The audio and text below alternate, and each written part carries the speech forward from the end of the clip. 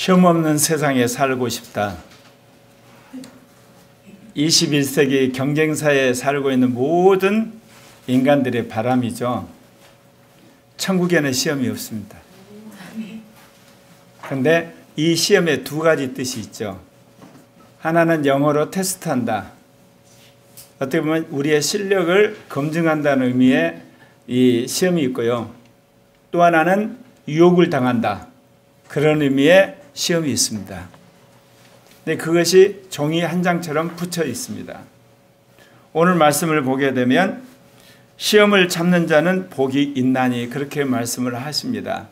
그러니까 여기서 말하는 헬라어 페이라스모스는 첫째 시험 또는 시도, 시련이라는 뜻을 가지고 있습니다. 계시록 3장 10절에 보면 너가 나의 인내의 말씀을 지켰은즉 내가 또한 너를 지켜 시험의 때를 면하게 하리니 이는 장차 온 세상에 임하여 땅에 거하는 자들을 시험할 때라. 시험은 주로 믿음이 있는가를 테스트하는 겁니다. 이 시험은 하나님께서 믿는 자에게만 주시는 거죠. 믿는 자가 믿음이 있는가를 확증하기 위해서 주님이 하시는 거기 때문에 그렇습니다. 고린도서 10장 13절에도 그렇습니다. 사람이 감당할 시험 밖에는 너에게 당할 것이 없나니 오직 하나님은 미쁘사 너희가 감당치 못할 시험당함을 허락하지 아니하시고 시험당할 즈음에 또한 피할 길을 내사 너희로 능히 감당하게 하시느니라. 주님이 우리를 테스트하실 때 여러분 시험을 합격할 수 있는 길을 반드시 준비를 하셨습니다. 그것을 여러분이 믿고 찾게 되면 당당히 합격할 수 있는 것입니다. 그래서 세상의 시험과 하나님이 우리에게 테스트하는 시험의 차이가 있습니다. 세상의 시험은 열심히 공부를 하고 정보를 알아서 자기가 그거를 가지고 시험장에 가서 모든 것이 차단된 상태에서 시험을 보잖아요. 그런데 테스트는요, 그 테스트를 하나님이 시험 문제를 냈는데 실은 조력자가 있습니다. 성령이십니다. 주님은 채점을 하고 성령은 우리를 도와주는, 예를 들면 그 시험을 통과하도록 도와주시는 거예요. 그러니까 여러분이 시험지를 딱 받아드는데 압이 캄캄하다. 그럴 때는 누구 도움을 받아야 되겠습니까? 여러분 안에 계시는 성령의 도움을 받아서 이 테스트 어떻게 통과할까요? 그럴 때 여러분 믿음으로 구하게 되면 놀라운 기적이 일어나는 겁니다. 그런 의미에서 여러분 믿음의 테스트는 상황에 얽매이는 게 아니라 성령 안에서 여러분이 의지를 하게 되면 통과를 할 수 있다 그 이야기입니다. 그렇기 때문에 오늘 이 야고보 사도가 우리에게 시험을 참는 자가 복이 있다고 하셨습니다. 그러면 왜 그럴까요? 우리가 이 시험을 이김으로 주님께서 우리가 하나님을 신뢰하는 것을 인정을 하시는 겁니다. 인정을 하신 이후에 주님이 우리에게 상을 주시는 거죠. 그런데 또 헬라어 페이라스모스라고 하는 데는 유혹이라는 그런 뜻이 있습니다. 누가복음 8장 13절에 바다 위에 있다는 것은 말씀을 들을 때 기쁨으로 받으나 바위에 뿌리가 없어 잠깐 믿다가 시험 받을 때 배반한다. 유혹을 받고 나서 이제 배반해버린 걸 말합니다.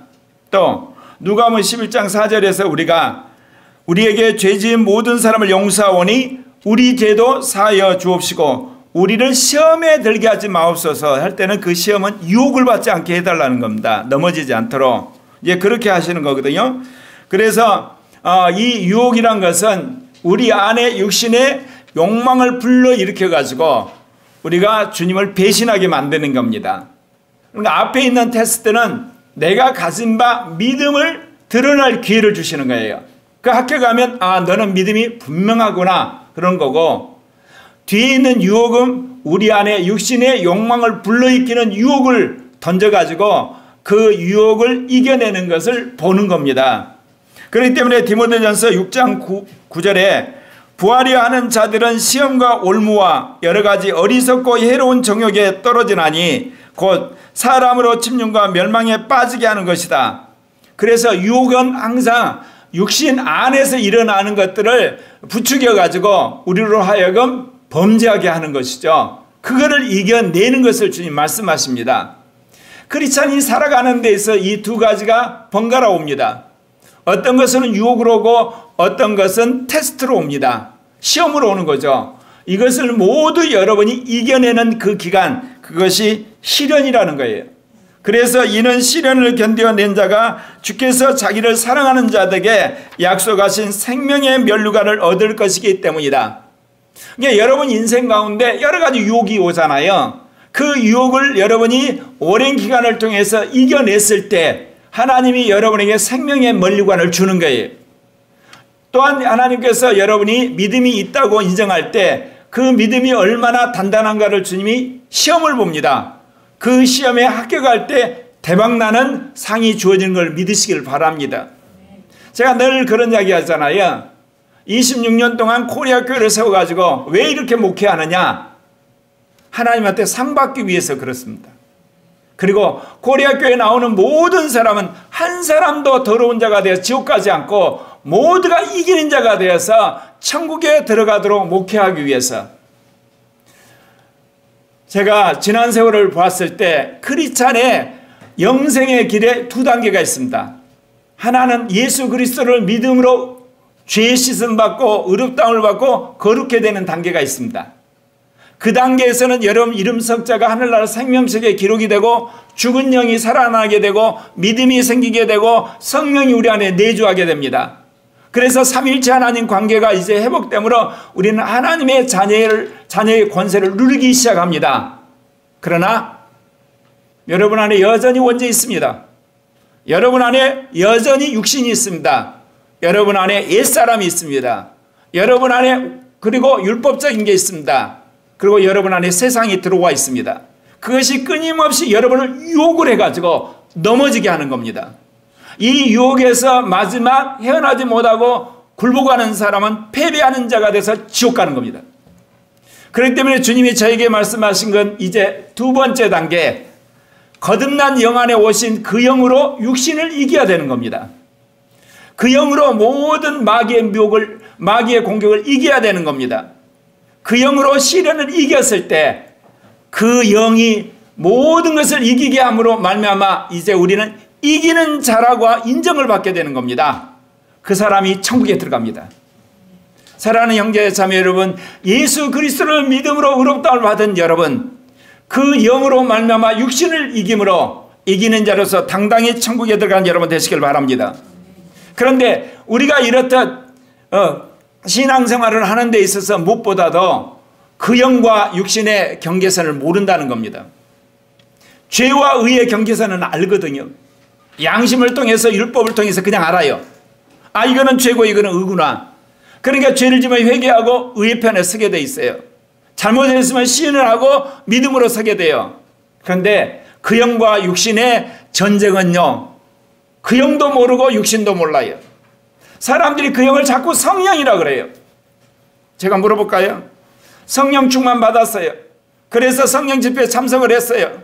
너무너무 좋아요. 그 순간은 천국 같아요. 그리고 집에 가서 부부싸움 합니다. 술 퍼먹습니다. 핸드폰에 미친 듯이 봅니다. 영화 서너 시간 보면서 여러분 다시 육신으로 돌아가시죠. 그 성령을 말하는 게 아니에요. 그 성령은 우리 마음에 임재하셔서 우리를 충만케 하고 기쁘게 하고 우리에게 믿음을 주고 우리에게 정말 천국을 맛보게 하는 거 맞아요. 그 영이란 것은 마음에 내주한 성령을 말하는 게 아니라 여러분의 거듭난 영 안에 오신 예수의 영을 말하는 거예요. 거기서 생수가 흘러넘치고 거기서 은사가 넘치고 거기서 음성이 들리고 그것이 법을 새기게 되고 그것이 우리에게 열매를 맺게 하는 우리의 거듭난 영 안에 오신 그 영을 말하는 거예요. 그 영만이 육신을 이기는 거예요. 이것이 2000년 기독교사에서 아직 드러나지 않는 비밀처럼 성경에 와 있어요. 제가 늘 그런 이야기 하죠. 갈라디아서에는 성령이라는 단어가 한 번이 없어요. 전부 다 뭔지 아십니까? 더 스피릿 그 영이에요. 왜? 갈라디아서의 문제는 예수를 믿는 사람들이에요. 우리로 말하면 다 의롭다움을 받고 거룩해 되고 죄사함을 받은 사람들이에요. 그런데 자신들의 삶이 안 바뀌는 거예요.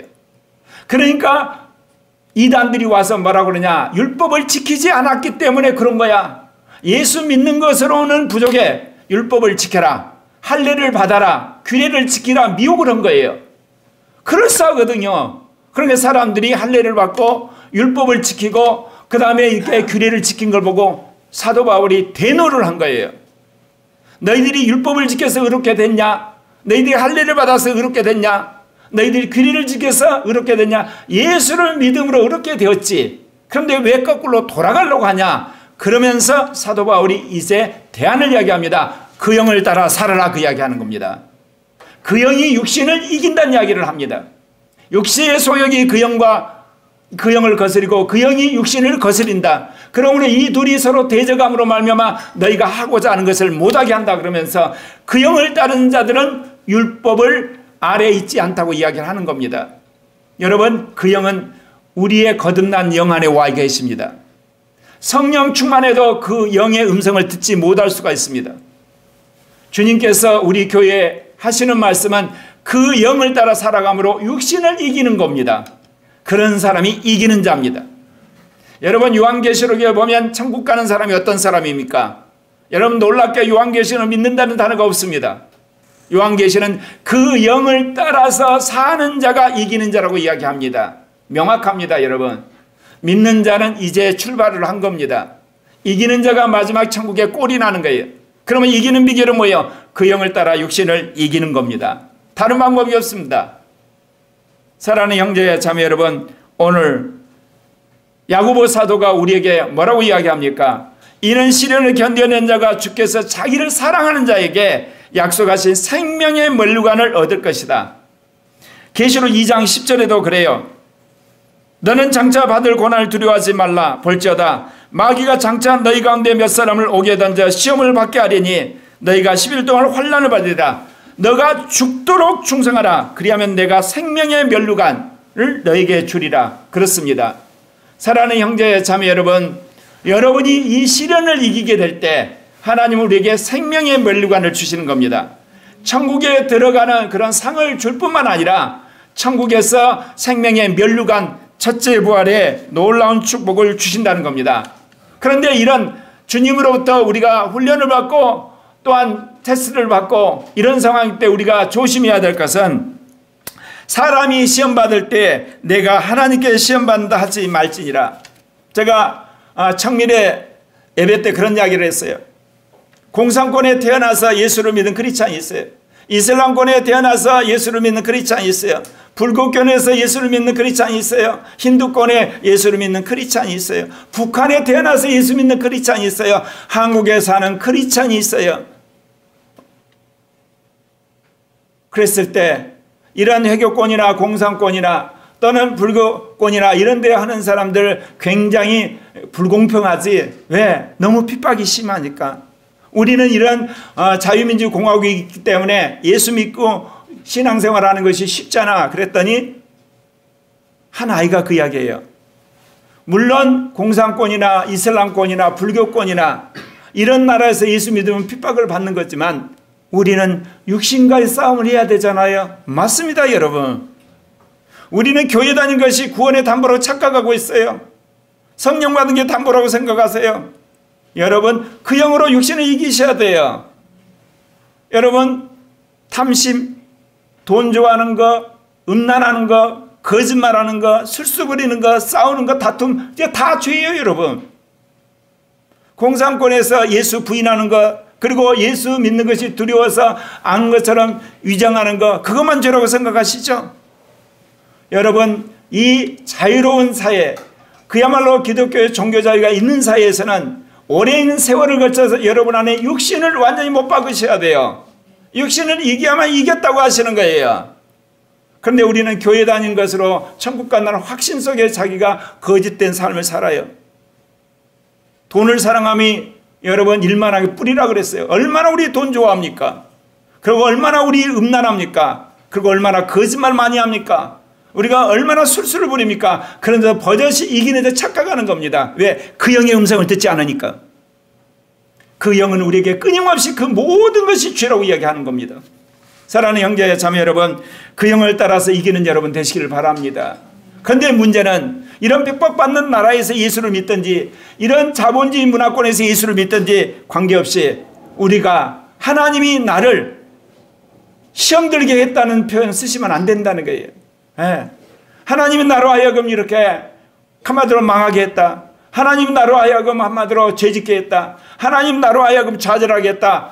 그러진 분 아니라는 거예요. 모두가 우리의 육신의 욕망 때문에 그리고 우리의 믿음 없음 때문에 시험 당한다는 겁니다.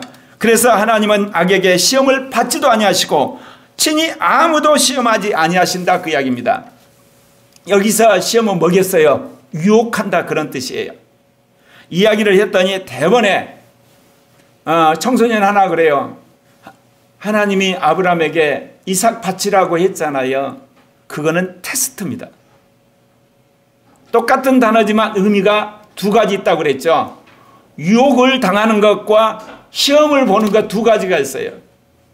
하나님은 우리에게 테스트는 하시지만 유혹하지는 않아요. 유혹하는 건 다 마귀가 하는 거예요. 여러분 이거 구분 잘 하셔야 돼요. 그런 의미에서 우리가 이 땅에서 유혹을 받든지 아니면 말한 것처럼 시험을 보든지 관계없이 이거를 이겨내야만 생명의 면류관의 주인공이 되는 줄 믿습니다.